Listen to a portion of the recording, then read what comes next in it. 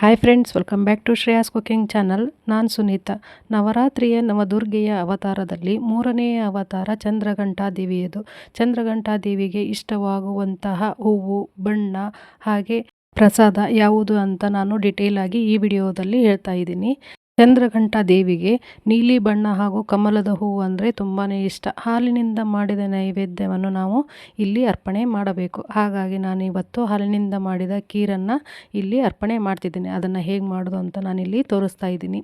ಇವಾಗ ಗ್ಯಾಸ್ ಮೇಲೆ ಒಂದು ಪಾತ್ರೆಯನ್ನಿಟ್ಟು ನಾನು ಹಾಗೆ 2 ಟೇಬಲ್ ಸ್ಪೂನಷ್ಟು ತುಪ್ಪವನ್ನು ಹಾಕ್ತಿದ್ದೀನಿ.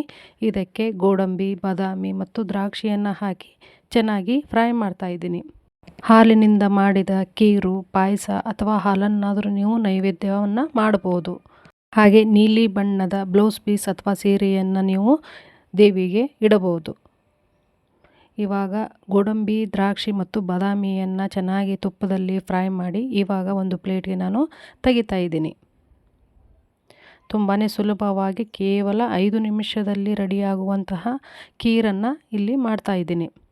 ಇವಾಗ ಮತ್ತೆ 2 ಟೇಬಲ್ ಸ್ಪೂನಷ್ಟು ನಾನು ತುಪ್ಪವನ್ನು ಇದಕ್ಕೆ ಹಾಕ್ತಿದ್ದೀನಿ. ಮನೆಯಲ್ಲಿ ಯೂಸ್ ಮಾಡುವಂತಹ ಶಾವಿಗೆಯನ್ನು ನಾನು ಇದಕ್ಕೆ ಸೇರಿಸಿ ಗ್ಯಾಸನ್ನು ಲೋ ಫ್ಲೇಮಲ್ಲಿಟ್ಟು ಚೆನ್ನಾಗಿ ಹುರಿತಾ ಇದ್ದೀನಿ. ಹಾಗೆ ನವರಾತ್ರಿಯಲ್ಲಿ ಮಾಡುವಂತಹ 9 ತರಹದ ಸ್ವೀಟ್ಸ್ಗಳನ್ನು ನಾನು ನಮ್ಮ ಚಾನಲಲ್ಲಿ ಅಪ್ಲೋಡ್ ಮಾಡಿದ್ದೀನಿ.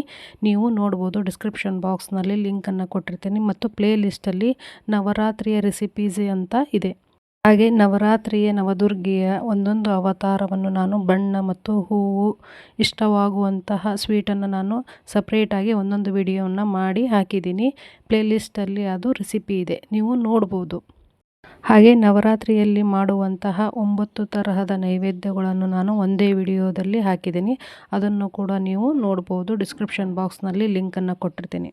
ಹಾಗೆ ಮಾರ್ಕೆಟಲ್ಲಿ ನೀವು ಫ್ರೈಡ್ ಶಾವಿಗೆ ಸಿಗುತ್ತೆ, ಅದರಿಂದ ನೀವು ಖೀರನ್ನು ಮಾಡ್ಬೋದು. ಈ ಥರ ಚೆನ್ನಾಗಿ ಲೈಟ್ ಕಲರ್ ಬರೋ ತನಕ ಹುರಿದು ಇವಾಗ ಒಂದು ಪ್ಲೇಟ್ಗೆ ನಾನು ತೆಗಿತಾ ಇದ್ದೀನಿ. ಮತ್ತು ಅದೇ ಬಾಣಲಿಗೆ ಇವಾಗ 4 ಬೌಲ್ನಷ್ಟು ಹಾಲನ್ನು ಹಾಕ್ತಿದ್ದೀನಿ. ಹಾಲಿನಿಂದ ಮಾಡಿದ ಪ್ರಸಾದವನ್ನು ನಾನಿಲ್ಲಿ ಅರ್ಪಣೆ ಮಾಡ್ತಿದ್ದೀನಿ. ಹಾಗಾಗಿ 4 ಬೌಲ್ನಷ್ಟು ಹಾಲನ್ನು ಇದಕ್ಕೆ ಹಾಕಿ ಹಾಗೆ 3/4 ಬೌಲ್ನಷ್ಟು ಸಕ್ಕರೆಯನ್ನು ಹಾಕ್ತಿದ್ದೀನಿ. ನೀವು ಸಕ್ಕರೆಯನ್ನು ನೋಡಿಕೊಂಡು ಹಾಕ್ಬೋದು, ನಿಮಗೆ ಜಾಸ್ತಿ ಬೇಕಾದರೆ ಹಾಕ್ಬೋದು. ಇದು ಚೆನ್ನಾಗಿ ಕುದಿ ಬರಬೇಕು. ಇವಾಗ ಡ್ರೈ ಫ್ರೂಟ್ಸನ್ನು ನಾನು ಇದಕ್ಕೆ ಹಾಕ್ತಿದ್ದೀನಿ. ತುಪ್ಪದಲ್ಲಿ ಫ್ರೈ ಮಾಡ್ಕೊಂಡಿರುವಂಥ ಡ್ರೈ ಫ್ರೂಟ್ಸನ್ನು ಹಾಕಿ ಶಾವಿಗೆಯನ್ನು ಇದಕ್ಕೆ ಹಾಕಿ ಚೆನ್ನಾಗಿ ಒಂದು ಸಲ ಮಿಕ್ಸ್ ಮಾಡ್ಕೋಬೇಕು. ನೋಡಿ, ಸಕ್ಕರೆ ಎಲ್ಲ ಕರಿ ಹೋಗಿರುತ್ತೆ ಹಾಲಿನಲ್ಲಿ. ಅದು ಚೆನ್ನಾಗಿ ಕುದಿ ಬಂದ ಮೇಲೆ ಡ್ರೈ ಫ್ರೂಟ್ಸ್ ಮತ್ತು ಸಕ್ಕರೆಯನ್ನು ಹಾಕಿ ಈ ಥರ ಒಂದು 2 ನಿಮಿಷಗಳ ಕಾಲ ಚೆನ್ನಾಗಿ ಮಿಕ್ಸ್ ಆದಮೇಲೆ ನಿಮಗೆ ಹಾಲಿನ ಪ್ರಮಾಣ ಕಡಿಮೆ ಇದ್ದರೆ ಸ್ವಲ್ಪ ನೀರನ್ನು ನೀವು ಇಲ್ಲಿ ಸೇರಿಸ್ಬೋದು.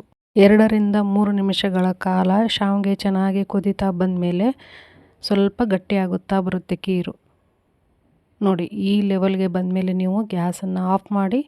ಇವಾಗ ನೈವೇದ್ಯಕ್ಕೆ ರೆಡಿಯಾಗಿದೆ ಬಿಸಿ ಬಿಸಿಯಾದ ಶಾವಿಗೆ ಖೀರು. ಇದನ್ನು ನಾನು ನೈವೇದ್ಯಕ್ಕೆ ಅರ್ಪಣೆ ಮಾಡ್ತಿದ್ದೀನಿ ದೇವಿಗೆ. ಹಾಗೆ ಈ ವಿಡಿಯೋ ಇಷ್ಟ ಆದರೆ ದಯವಿಟ್ಟು ಈ ವಿಡಿಯೋಗೊಂದು ಲೈಕ್ ಕೊಟ್ಟು ನಿಮ್ಮ ಫ್ರೆಂಡ್ಸ್ ಆ್ಯಂಡ್ ಫ್ಯಾಮ್ಲಿಗೆ ಶೇರ್ ಮಾಡಿ. ಹಾಗೆ ನಮ್ಮ ಚಾನಲನ್ನು ಸಬ್ಸ್ಕ್ರೈಬ್ ಮಾಡೋದನ್ನು ಮಾತ್ರ ಮರಿಬೇಡಿ. ಹಾಗೆ ನವರಾತ್ರಿಯ 4ನೇ ದಿನದ ರೆಸಿಪಿಯೊಂದಿಗೆ ನಾನು ನಿಮ್ಮನ್ನು ಭೇಟಿ ಆಗ್ತೀನಿ. Watching for my videos. Thank you.